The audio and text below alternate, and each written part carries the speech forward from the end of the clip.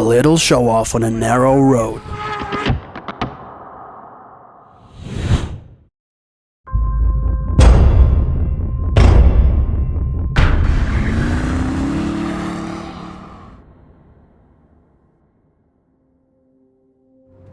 There are lots of beautiful cars in the world of Ferrari, and I would call them the most beautiful cars in the world. They have the passion, their own voice, their own scream.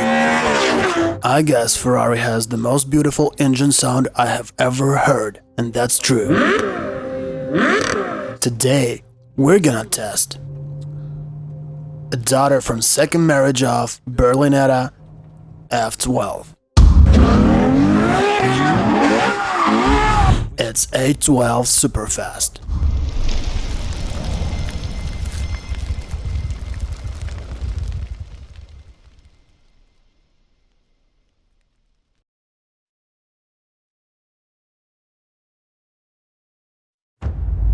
You have to stop. Put your wheels straight, switch to race mode, and say, "Good morning, Ferrari A12 Superfast. My name is Davidich, and we're now about to get acquainted."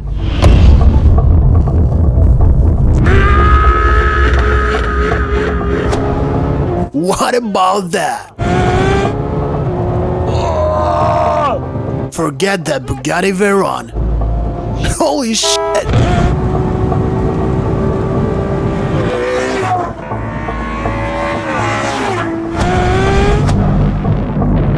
Fuck!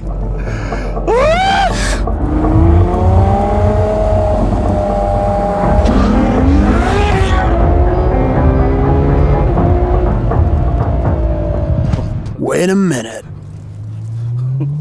I have to tell you that I never drove a car before a review, and the first time I sit behind the wheel is its test drive. And I never get prepared because I want to show you my real first-time emotions right now.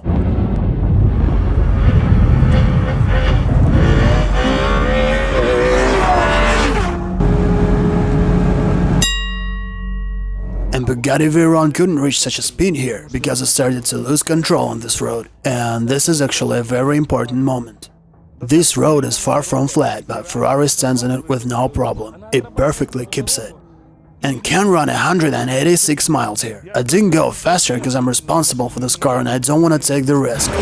But that's a kind of significant thing. It's the same road, and Ferrari turned out to be like 20 miles per hour faster than Bugatti Veyron, because at 165 it started to twitch from side to side and lose control. That's a very significant moment. We've got this beautiful pearl white Ferrari. The first thing you feel when you sit inside of this A12 Ferrari Superfast is the delight. The delight from the colors, from its style and design, from all these shapes and all this interior you have inside here, and it's all leather and carbon.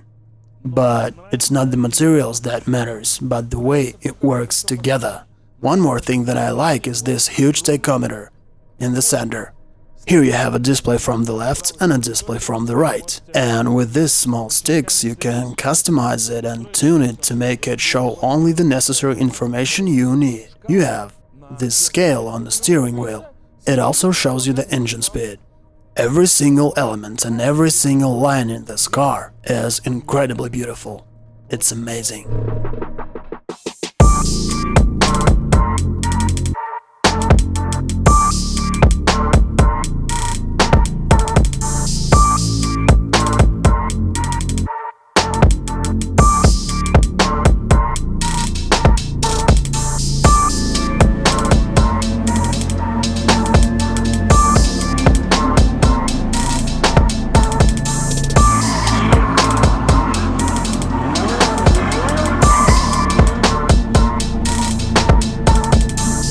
This Ferrari has an interesting feature. Everything I switch on my wheel, it doubles on the passenger screen, because the passenger has an own display here. So, wet it is clear. It is the mode for rain and for driving wet roads.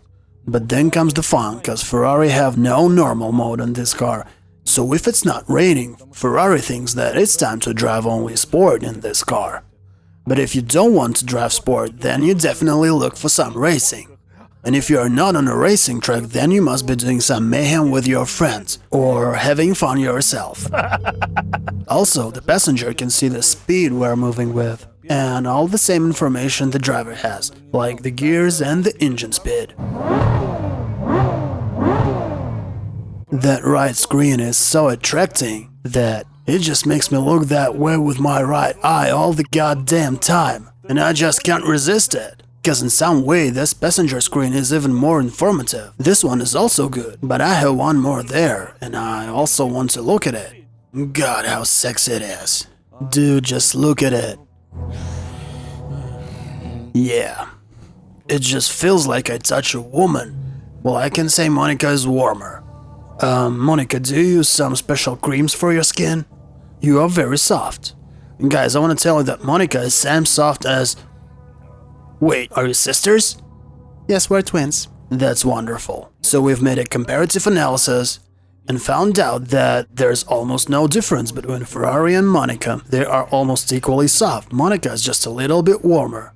So guys, if you need a Monica, but you don't have one, buy yourself a Ferrari and you'll be the same happy.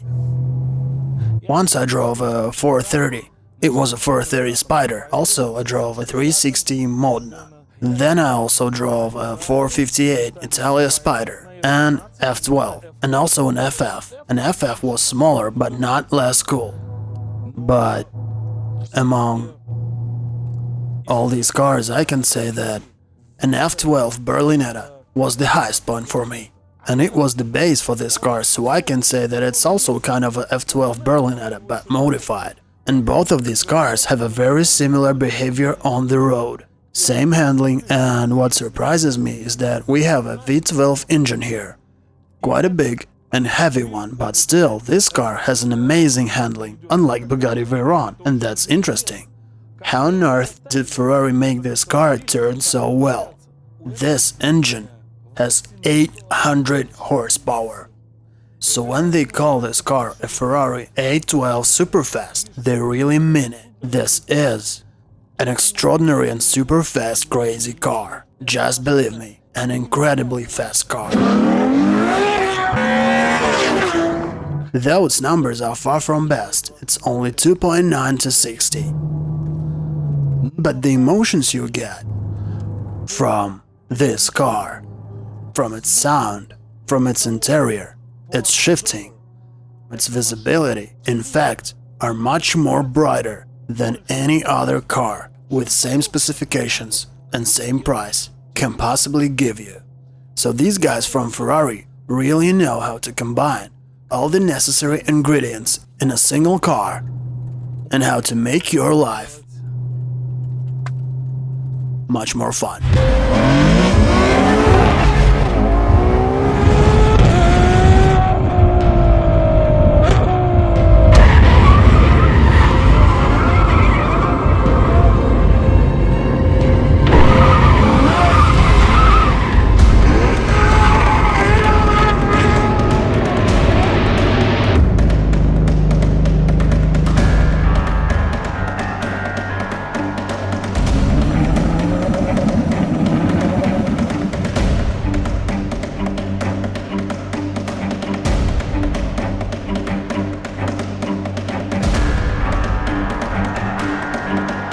Damn it, Ferrari, you had to make it all-wheel drive.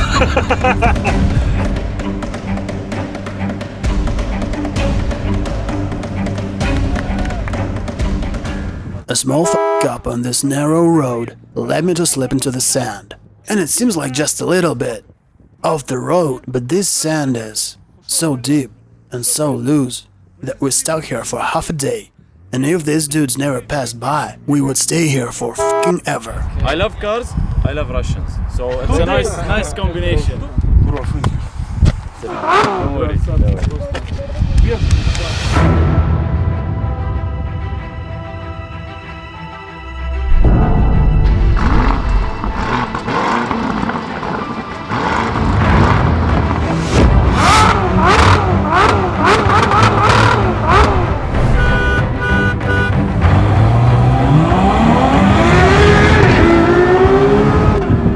chances. No chances at all. It's obvious that Ferrari wins this race. It has much less weight, and Hussein has 2 or 3 more people inside, and it's a full-wheel drive car, so this mission is impossible. Here comes an Aventador, this is our backup.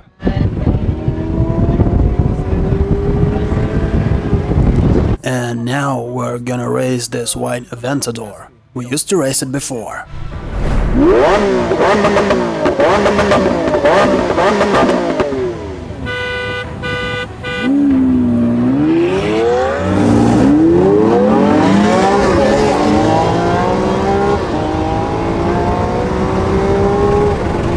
Well, we made him. Dude, I thought it would be faster than this. Was it lunch or not? Nope, it was no lunch. Let's do it one more time.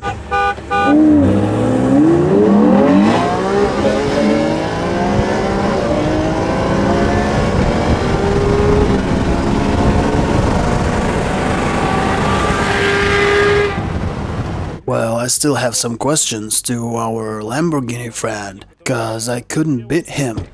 Even on McLaren 720S when we raced for the last time. Not long ago. And I simply can't win him when he uses launch control. I tried that on many cars. You can talk a lot about specifications. But here we have 2 real cars.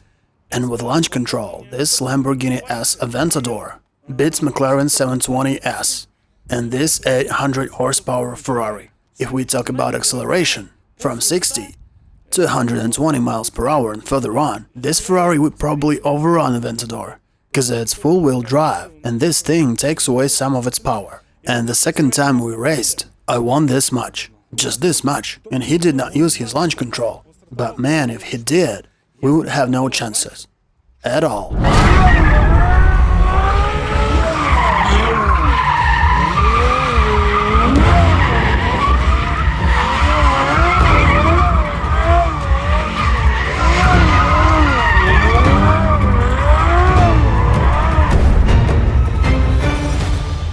So, my dear friends, I want to tell you that this desert is a very dangerous place to race. You make one mistake and slide off the road. Just some little stupid show-off when you lose control of your car.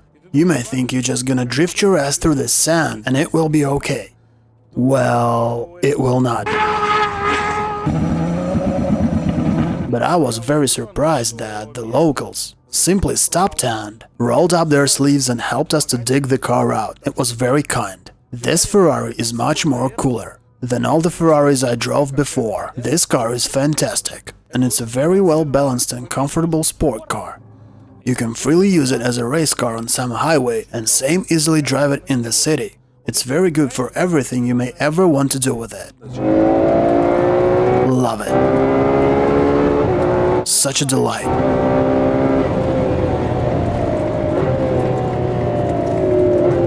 And this sound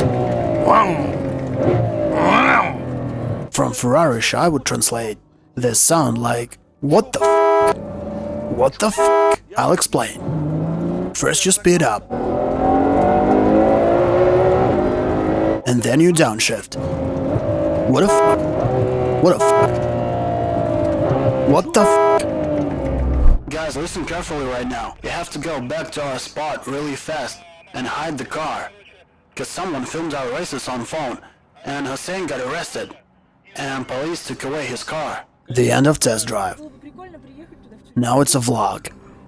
We're not driving the Ferrari now, cause it's standing in a tow truck, and we're hiding in a desert, trying to get to our hideout. And our tow truck is cool, cause it actually doesn't look like one. It has some emergency lights, and it's covered, so no one will guess we hid the car there. There's the police looking for us in this area, and they're looking for a white Ferrari, or some white sports car. But they're not gonna find it, and we are almost out of this territory. We lost the cops and everything seems to be okay. But if they catch us, we're gonna have more problems than Hussein does, cause this car has no registration plates, and we have no documents for it, and no insurance, and we have no right to drive this car anywhere.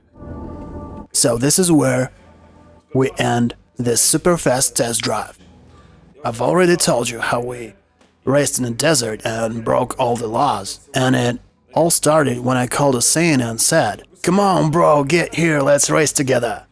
And the rest you already know. The guys are now free, but it costed lots of money. So I woke up this morning, came out of my hotel, sat in my brand new Lamborghini Urus. I was just about taking a ride in it when this beautiful man called me. So we just met for a couple of drag races, and then I found out that he has no registration plates. He makes a mayhem on local roads with no documents. And then he just leaves the area, and we decide to go calmly back and meet a police convoy, a couple of cars, and they take us away, and the story ends in a police department.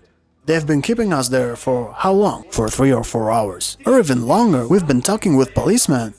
They took away our car, and each of us had to pay $2,000.